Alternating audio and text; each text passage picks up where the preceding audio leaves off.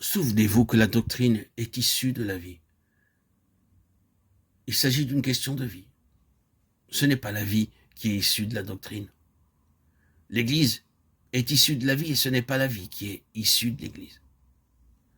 Ce n'est pas un attachement à la doctrine, ni un attachement à l'Église, mais un attachement à l'homme céleste d'une façon vivante, qui est la nécessité vitale. Et alors vous obtiendrez la doctrine et l'Église. Dans la parole telle que nous l'avons, la doctrine est venue après la vie. L'Église a existé avant que la doctrine de l'Église fût donnée.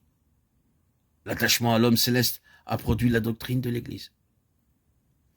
L'Église naquit par une relation vivante, non pas en adoptant une révélation de ce qu'est l'Église et en cherchant à la mettre en œuvre. En tout premier lieu, la vie vient, et où la vie se trouve, le reste suivra. Il est inutile d'essayer d'imposer aux gens la doctrine de l'Église ou toute autre doctrine s'ils ne sont pas ouverts au Seigneur. Le Seigneur sait ce qu'il fait. Vous ne pouvez pas aller partout dans le monde, ni même parmi les chrétiens, en menant toute votre doctrine, votre pleine révélation, et avoir l'assurance, tandis que vous la communiquez, que les gens vont s'y élancer. Vous devez aller où l'Esprit vous conduit, car l'Esprit sait exactement où il y a suffisamment de vie pour que le terrain soit préparé, et ce qui peut correspondre à ce que vous devez donner. Combien nous aimerions parcourir le monde et dire à tous ceux qui appartiennent au Seigneur ce qu'il nous a montré et leur transmettre la révélation du corps de Christ.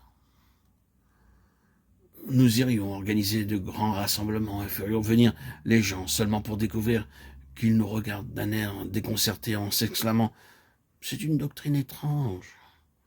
Vous ne pouvez pas faire cela de cette manière. L'accroissement doit être sur une base de vie, parce que la doctrine ne vient pas en premier lieu, mais c'est la vie. Vous ne pouvez pas obtenir l'Église en essayant de l'obtenir. Il doit y avoir la vie, et la vie, par son action, forme l'Église, devient la réalisation de l'Église. Le renversement de cet ordre ne conduit qu'à Babylone. Qu'est-ce donc, Babylone? Babylone représente la perte de l'autorité de la parole de Dieu en tant que chose vivante. Ce fut durant le règne de Joachim, le roi, qui prit son canif et coupa la parole de Dieu, que Juda commença à être déporté à Babylone. Quand il désavouait l'autorité vivante de la parole de Dieu, tous les vases d'or et d'argent furent emmenés à Babylone. C'est une parabole. Elle signifie que le peuple du Seigneur tombe dans l'asservissement, entre en captivité, tombe dans la mort, se trouve hors du lieu assigné par le Seigneur. Et le ministère du Seigneur ne se poursuit pas dans la vie, parce que les vases sont partis, ont tous été enlevés. Jusqu'à ce moment-là, ils continuent à offrir leur sacrifice, à demeurer sous l'ordre lévitique. Mais la question n'est pas là. Vous pouvez avoir la forme des choses, le système, et cependant aller à Babylone. C'est la parole du Seigneur en tant que chose spirituelle et vivante qui vous garde libre, lucide, fort et hors de Babylone.